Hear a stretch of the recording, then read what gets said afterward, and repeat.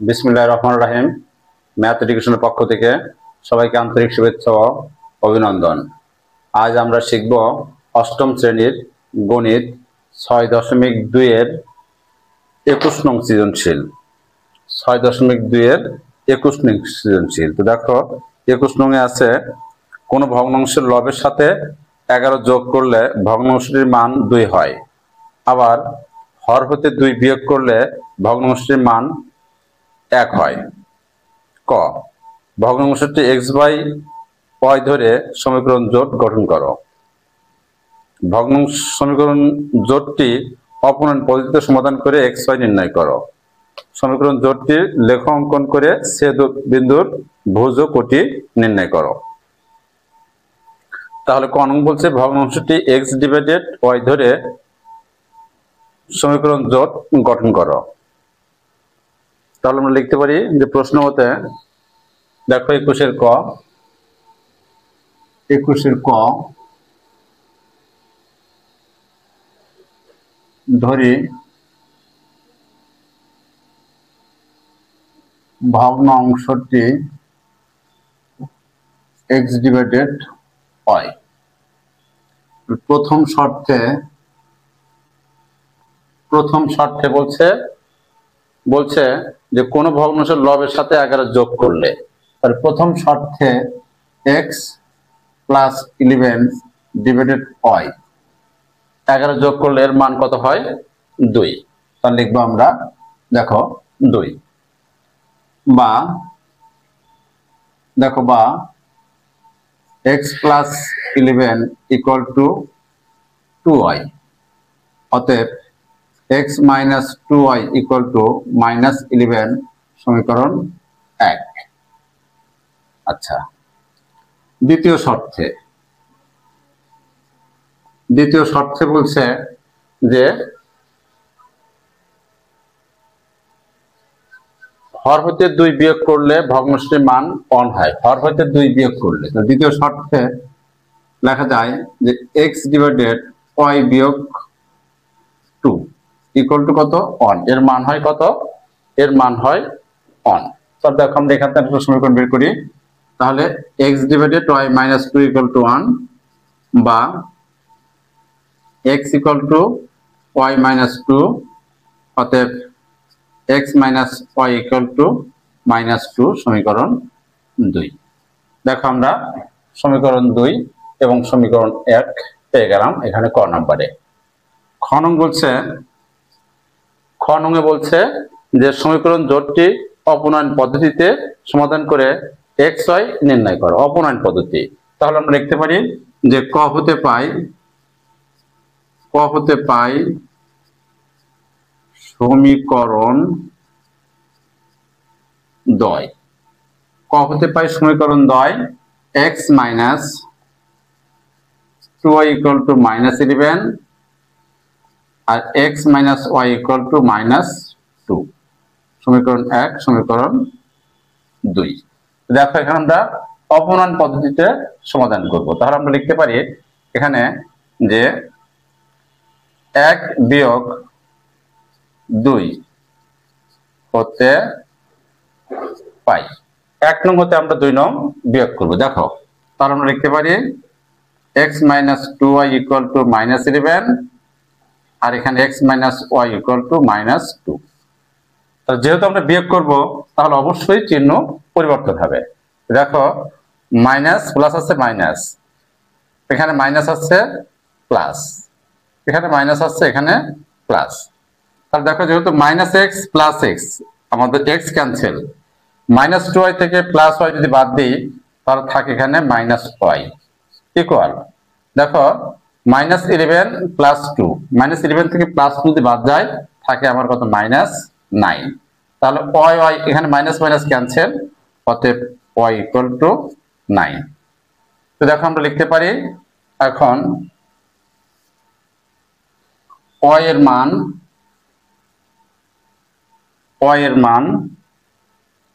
মান দেখো ২ নং এ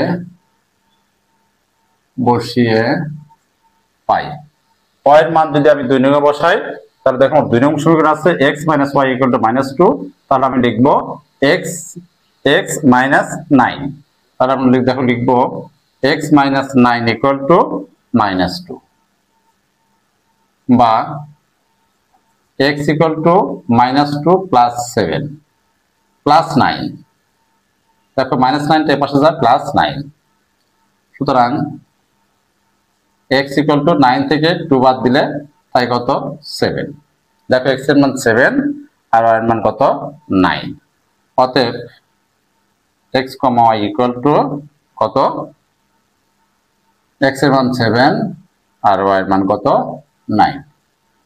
বলছে অপূর্ণাঙ্ক পদ্ধতির সমাধান, তো আমার অপূর্ণাঙ্ক পদ্ধতির সমাধান হয়ে গেল। এখন আমরা গ নম্বর লিখব। দেখো গ নম্বর বলছে সমীকরণ জোটটির লেখ অঙ্কন করে ছেদবিন্দুর ভুজ ও কোটি নির্ণয় করো। সমীকরণ জোটটির লেখ অঙ্কন করে ছেদবিন্দুর ভুজ ও কোটি নির্ণয় করো। তো দেখো আমরা লিখতে পারি ক হতে পাই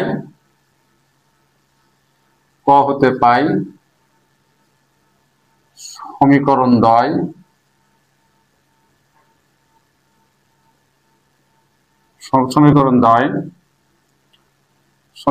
কত পেয়েছি, x minus 2y equal to 11 সমীকরণ 1, আর x minus y equal to -2 সমীকরণ 2। দেখো আমরা লেখের মাধ্যমে আগে সমীকরণ জোটটির সমাধান করব। এখন দেখো আমরা লিখতে পারি যে 1 নং হতে পাই, দেখো 1 নং হতে পাই x minus 2y equal to 11, x minus 2y equal to 11, বা -2y equal to -x plus 11, বা 2y equal to x minus 11। অতএব y equal to x minus 11 divided 2। দেখো আমরা লিখতে পারি যে x এর কয়েকটি মান নিয়ে y এর মান নির্ণয় করি। x এর কয়েকটি মান নিয়ে y এর মান নির্ণয় করি। এখন দেখো আমরা এখন x এর জন্য প্রথম সমীকরণের একটা বক্স অঙ্কন করব। আমরা x এর কয়েকটি মান নিব, সেই মান নিয়ে y এর মান নির্ণয় করব। দেখো এখানে ধরতে পারি আমরা x, y। তো দেখো x এর মান যদি আমরা 3 নেই, দেখো 3 যদি নেই তাহলে 3 আর 11 কত 14 থেকে 14 কে 2 দ্বারা ভাগ করলে কত হবে 7। দেখো x এর মান 3 নিলে y এর মান হয় 7। x এর মান দেখো যদি আমরা 5 নেই, দেখো 5 তার 11 আর 5 কত 16, 16 কে 2 দ্বারা ভাগ দিলে কত হবে 8 হবে। তাহলে 3 এবং 5 x এর মান সংগ্রহ করলাম, তার পরিবর্তে y এর মান এলো আমাদের 7 এবং 8।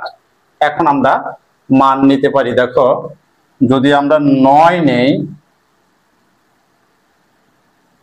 যদি আমরা x এর মানটা দেখো যদি আমরা 9 নেই,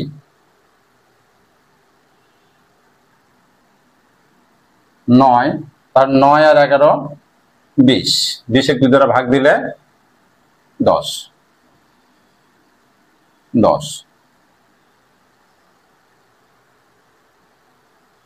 তো x এর মান দেখো আমরা আরেকটা নেই, যদি আমরা দেখো এখানে 7 নেই, যদি x এর মান 7 নেই, দেখো 7 তাহলে 7 আর 11 18 হয়। 18 2 দ্বারা ভাগ দিলে কত হয় 9। 18 কে 2 দ্বারা ভাগ দিলে 9 হয়। তাহলে দেখো আমরা এখানে x এর 4টা মান নিলাম, একটা 3 5 9 7 যদি আমরা 3 নেই তাহলে 3 আর 11 14, 14 2 দ্বারা ভাগ দিলে 7। যদি আমরা 5 নেই দেখো 5 5 আর 11 16, 16 কে 2 দ্বারা ভাগ দিলে হয় 8। যদি আমরা 9 নেই দেখো 9 আর 11 20, 20 2 দ্বারা ভাগ দিলে হয় 10। এবং 7 নিলে 7 আর 11 কত 18, 18 2 দ্বারা ভাগ দিলে কত হয় 9। এবার আমরা 2 নং সমীকরণে কাজ করব। দেখো 2 নং এ দেখো 2 নং সমীকরণটা আমরা এখানে লিখতে পারি যে 2 নং হতে পাই 2 নং সমীকরণটা আমার x - y = -2, x - y = -2 বা -y = -x - 2 বা y = x + 2। দেখো x + 2। এখন আমরা লিখতে পারি x এর কয়েকটি মান নিয়ে y এর মান নির্ণয় করি। দেখো x এর কয়েকটি মান নিয়ে y এর মান নির্ণয় করি। তাহলে আমরা এখানে একটা বক্স আঁকি। দেখো এগুলো আমার বক্স। এখানে আমি অনুরূপভাবে 4টি মান নিব। দেখো 4টি মান x y। তো আমরা এখানে নিতে পারি। দেখো যদি আমি x এর মান দেখো 3 নেই, 3 আর 2 কত 5, এখানে আসবে 5। যদি আমি x এর মান যদি এখানে 5 নেই দেখো 5 আর 2 কত 7। যদি আমি x এর মান এখানে 7 নেই, 7 আর 2 9। x এর মান যদি আমি এখানে 2 নেই, 2 2 4, 7, এখানে আমি 8 নিতে পারি। দেখো 8 নেই, 8 আর 2 10, 8 নিলে x এর মান যদি আমি 8 নেই y এর মান কত হবে 10। তাহলে 3 5 7 8 আর এখানে মান নিয়েছি আমি 3 5 9 7। উক্ত মানগুলো দ্বারা আমি এখন দেখো উক্ত মানগুলো আমি এখন গ্রাফ চার্টে বসাবো। গ্রাফ চার্টে বসে ভুজ এবং কোটি নির্ণয় করব। এখন আমরা উক্ত মানগুলো গ্রাফ চার্টে বসাবো। দেখো গ্রাফ চার্টে আমরা উক্ত মানগুলো বসাবো। দেখো x prime y, y prime y, x prime x, y prime y। এখন x এর সর্বোচ্চ মান আমাদের 7 এবং y এর সর্বোচ্চ মান আছে 9। তাহলে y ঘর পর্যন্ত আমরা 9 দিতে পারি। এই 1 2 3 4 5 6 7 8 9, y এর সর্বোচ্চ মান 9, x এর সর্বোচ্চ মান কত 7। তাহলে 1 2 3 4 5 6 7। তাকে আমরা 7 ঘর পর্যন্ত এসেছি। যেহেতু সবগুলো মান পজিটিভ তাই আমাদের একটা ঘরই হবে। তাহলে 3 7, প্রথম মানটা হলো আমার 3 7, অর্থাৎ এই 3 আর 7 এখানে 7, এই হলো আমার প্রথম মান 3 আর 7। দেখো 3 7। এরপরে 5 8, দেখো 5 8। তাহলে 1 2 3 4 5 5 8, এক ঘর উপর উঠবে 5 8, 1 2 3 4 5 8, অর্থাৎ এই লাইনে সেম এক ঘর 8। এরপর কত 7 9, দেখো লাস্ট 7, এরপর 9 আরো একটু ঘর 9। তাহলে দেখো আমরা লিখতে পারি এখানে 3 5 3 5 3 5 না 3 7। দেখো 3 7 5 8 এরপরে 7 9 7 9 7 9 এটা হলো আমার 7 9 এটা 5 8 সেম আমরা 2 নাম্বার ছকের যে মানগুলো আছে সেই মানগুলো বসাবো। এখানেও আমাদের 3 5 দেখো 3 5 3 5 হয় তাহলে 3 1 2 3 4 5 5 5 এখানে আমার আছে 3 5 অর্থাৎ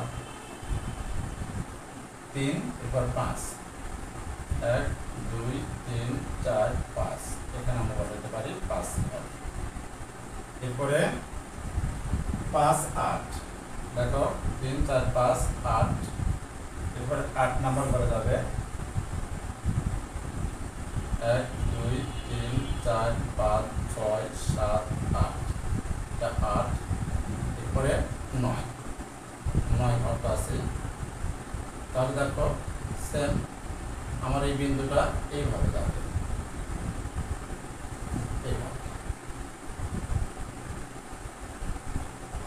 তারা ক্রস প্রয়োগ করেছে 7 এবং 9 বিন্দুতে। তবে দেখো সুপ্রিয় শিক্ষার্থী অতএব x, y equal to x, y equal to 7 9 সুতরাং ভুজ 7 এবং 49 ভূত 7 49। তো সুপ্রিয় শিক্ষার্থী আমার এই পর্বের 21 নাম্বার সৃজনশীল কমপ্লিট। তো এই 21 নাম্বার সৃজনশীল বুঝতে তোমাদের যদি কোনো প্রকার সমস্যা থেকে থাকে তাহলে অবশ্যই কমেন্ট বক্সে জানাবে, তাহলে আমরা পরবর্তীতে সংশোধন দেওয়ার চেষ্টা করব।